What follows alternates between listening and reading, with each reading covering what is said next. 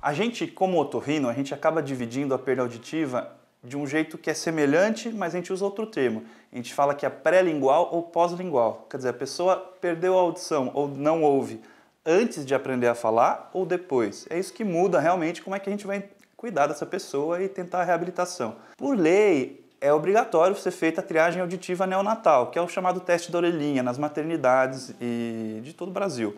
Ele consiste nesse exame, que é a emissão otoacústica, que faz realmente esse papel de triagem. Não é um exame que bate o martelo, que fecha diagnóstico de deficiência auditiva, mas ele vai pegar muitos casos suspeitos que a gente vai reavaliar depois e seguir esse paciente, por vezes fazer outros exames, como o BERA, para tentar fechar esse diagnóstico se aquela criança realmente ouve ou não. Isso é muito importante, porque hoje em dia nós temos a tecnologia de reabilitação para quase todos os casos de surdez congênita, que é o implante coclear. Isso faz a criança ter uma audição, a criança que não ia ter audição, e ela tem a chance e a oportunidade de desenvolver fala e ser uma pessoa funcional na sociedade. A gente faz o diagnóstico de uma criança que tem uma audição muito ruim ou realmente a anacusia, né, ela não tem audição na infância, na primeira infância, quando nasce ou no primeiro ano de vida, a gente pode fazer essa cirurgia, que é o implante coclear, é colocado um eletrodo, um equipamento dentro do órgão da audição da criança e ela tem que usar um aparelho externo também que capta o som e envia aquilo lá para dentro, mas ela passa a ter uma audição que ela não tinha nenhuma audição, ela passa a ouvir e ela vai se desenvolver por conta disso. Na criança, se a criança nasceu ouvindo, está desenvolvendo fala e passa a perder a audição, quando ainda criança, uma perda auditiva de causa genética é bem possível, tá? Às vezes elas se manifestam mais tardiamente, não imediatamente,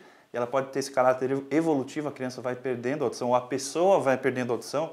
Isso pode acontecer até mais tarde, aos 20, 30 anos, a gente tem casos. Ou mesmo algumas infecções virais podem acontecer. Por exemplo, meningite. Meningite a gente se preocupa com, é um problema de saúde, a criança passa por um problema sério, mas pode perder a audição como sequela depois.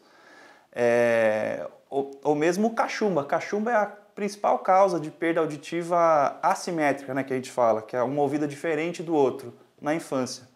Então, tem outras causas, não só a genética também. De qualquer forma, dependendo do grau e o quanto que está acometida essa audição da criança, a gente pode usar o aparelho auditivo, que é uma terapêutica mais amena, né? Você não é invasivo, não é uma cirurgia. Ou quando a criança perde muito a audição, fica num nível muito ruim, que ela aproveita muito mal esse ouvido, a gente pode lançar mão do implante coclear também. O implante coclear não é a solução de toda deficiência auditiva.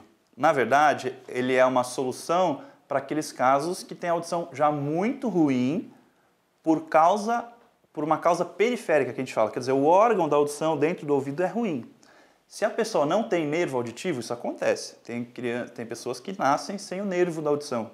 A gente não tem muito o que fazer por ela. Existe um implante cerebral, que é chamado de tronco, mas é uma tecnologia muito nova, ainda experimental, que não tem resultados consistentes. Agora, para a grande maioria dos casos de surdez, quando diagnosticados precocemente e a gente fizer um tratamento precoce, a gente tem uma chance grande sim de reverter e quase acabar com a perda auditiva. Apesar de tudo que a gente falou, de perdas auditivas na infância, de causas infecciosas, tudo, a maior causa de perda auditiva no ser humano é a chamada presbiacusia, que é a diminuição da audição com a idade. Tá? Ela começa a aparecer mesmo com um quadro clínico, com a pessoa percebendo essa perda a partir dos 60, 70 anos, mas é muito variável. Tem pessoas que vão morrer ouvindo bem, e tem pessoas que já aos 50, 60 anos já começam a perceber alguma dificuldade.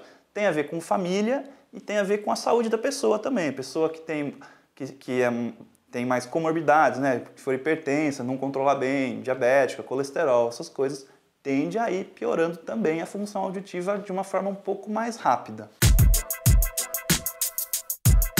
Já se falou até na palavra epidemia de perda auditiva entre jovens e adolescentes, por conta de uso de fone de ouvido mesmo e exposição a ruído intenso, a música muito alta, em festas, tudo. A realidade é que acima de 85 decibel a gente começa a ter risco para a audição. Isso parece muito com aquela história do protetor solar. Quanto maior é a intensidade do som, menos tempo você pode ficar exposto a esse tipo de intensidade sonora. Que é igual ao sol, muito forte, a gente pode ficar menos tempo.